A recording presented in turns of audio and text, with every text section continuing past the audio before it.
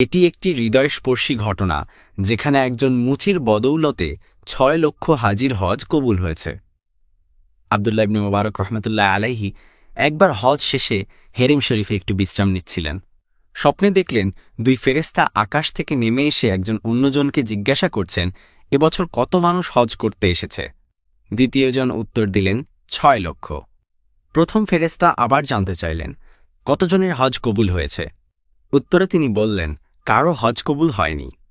আব্দুল্লাহ রহমতুল্লাহি আলাইহি বলেন, এটা শুনে আমি অস্থির হয়ে গেলাম। এত মানুষ এত দূর থেকে এত কষ্ট করে হজ করতে এসেছে, তবে কি সবার চেষ্টাই বৃথা? তখন ফেরেশতা বললেন, না, শোনো, দামেশকে আলী ইবনে মুয়াফেক নামের এক মুচি আছেন, যিনি পুরনো জুতা সেলাই করেন। তিনি হজ করতে আসেননি, কিন্তু তার হজ কবুল হয়েছে। আল্লাহ তার দয়ায় সেই মুচির উশিলায় সমস্ত হাজিকে ক্ষমা করে দিয়েছেন। আব্দুল্লাহ বললেন, তারপরই আমার ঘুম ভেঙে যায়। সেই আলী ইবনে মুয়াফিকের তালাশে দামেশকে যাবার জন্য আমার মনে প্রবল ইচ্ছা জাগে। বহু কষ্টে দামেস্ক শহরে পৌঁছে সেই মুচির বাড়ি তালাশ করতে লাগলাম। ঘরের দরজায় হাজির হয়ে ডাকাডাকির পর এক ব্যক্তি বাইরে আসলো। নাম জিজ্ঞেস করে জানলাম ইনি তিনি। আমি বললাম, বসুন, আপনার সাথে আমার কিছু কথা বলার আছে। অতঃপর জিজ্ঞাসা করলাম, আপনি কি কাজ করেন? তিনি বললেন, জুতায় তালি দেওয়া আমার কাজ। তারপর স্বপ্নের ঘটনা আগাগোড়া বর্ণনা করলাম। তিনি জিজ্ঞেস করলেন, ভাই, তোমার নাম কি?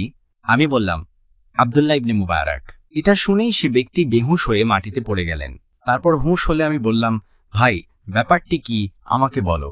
সে বলল, তবে শোনো, গত ৩০ বছর ধরে আমার হজ করার প্রবল ইচ্ছা ছিল। বহু কষ্টে এতদিনে এবার ৩,০০০ দিরহাম জোগাড় করে হজ্জে যাবার জন্য প্রস্তুত হয়েছিলাম। এক রাতে আমার গর্ভবতী স্ত্রী পড়শির বাড়ি হতে রান্না করা গোশতের সুঘ্রাণ পেয়ে তা খাবার জন্য ইচ্ছা করে। সে আমাকে সেখান হতে তার জন্য কিছু গোশত আনতে বারবার অনুরোধ করতে থাকে।